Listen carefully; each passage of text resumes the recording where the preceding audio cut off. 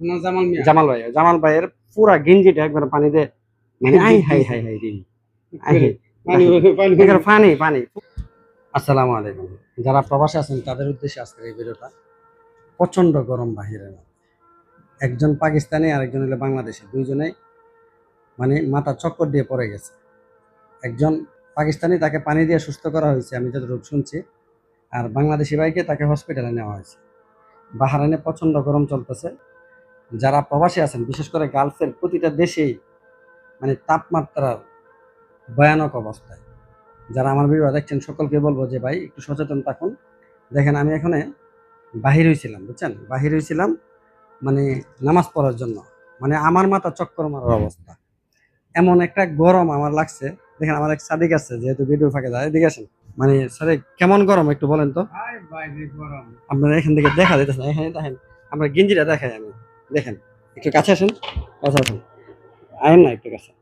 একবারে পানি, হ্যাঁ ফুল পানি, কিন্তু এটা গ্রামের পানি। ফুল পানি, একটু বলেন গ্রামের পানি কিনে এটা। একদম ফুল পানি ভাই। আপনার নামটা? আমার নাম জামাল মিয়া।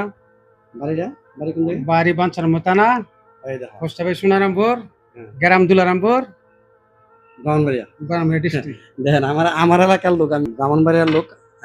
আমি বাস্তব আপনাদেরকে দেখালাম যে দুলা ভাই, না, জামাল মিয়া।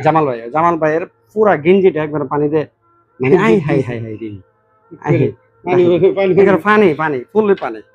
তোরা বলতেছিলাম ভাই প্রচন্ড গরম, মানে জামাল ভাই আপনারা দেখতে পাচ্ছেন আমার হাতে পানি বসে, গ্রামের পানি, আমি দেখানোর জন্য যে কেমন গরম চলতেছে। তো ওই জন্য আমি সকলকে উদ্দেশ্য করে, প্রবাসী ভাইদেরকে উদ্দেশ্য করে একটা কথা বলবো, দেখেন ভাই নিজে সুস্থ থাকুন, নিজেকে একটু ভালো রাখার চেষ্টা করুন। মানে যদি পারেন এই প্রচন্ড গরমের মধ্যে বিকাল দুপুর 12টা থেকে 11টা থেকে কাজ বন্ধ করে 4টার পরে কাজটা শুরু করেন।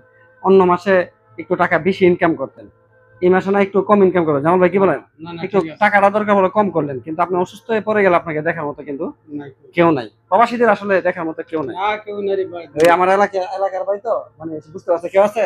হুম। প্রবাসীদের দেখার মতো কেউ আছে? না, না, কেউ নাই। কেউ নাই, এই দুনিয়ার মধ্যে কেউ নাই। এই দুনিয়াতে কেউ নাই।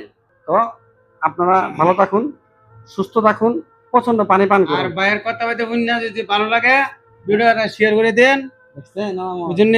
এলাকার মানুষ তো বলে এন আইলে আলাই দিলে সবকিছু ছাড় পাইবেন। যে বলতেছে যে আমার দোকান আছে, স্যার পাবেন। আমি তো ইয়া না ওটা এটা না, ইনশাআল্লাহ। তো ওকে, ভালো থাকবেন সবাই, সুস্থ থাকবেন।